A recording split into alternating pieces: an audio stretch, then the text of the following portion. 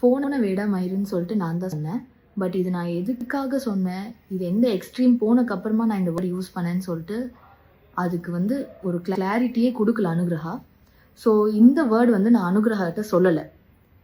ஒரு ரேண்டம் கை 11:30க்கு எனக்கும் என்னோட ஹஸ்பண்டுக்கு கால் பண்ணி கத்திட்டு இருந்தான். அவ்வளோ ஷவுட் பண்ணி அவ்வளோ ரூடாக கத்திட்டு இருந்தான். எங்களுக்கு என்னன்னே புரியல. ஒரு 2 மினிட்ஸ்க்கு அப்புறமா விஜய் வந்து ஃபோன் என்கிட்ட கொடுத்தாரு. Because Vijay doesn't know Malayali. அனுகிரகாவோட பாய் ஃப்ரெண்ட் வந்து ஒரு மலையாளி.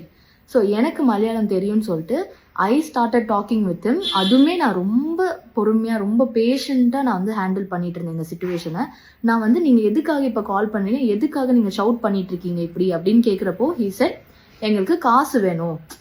அப்போ நான் வந்து கேட்டேன், நாங்கள் ஏன் உங்களுக்கு காசு கொடுக்கணும், நாங்கள் ப்ரொடியூசர்லையே.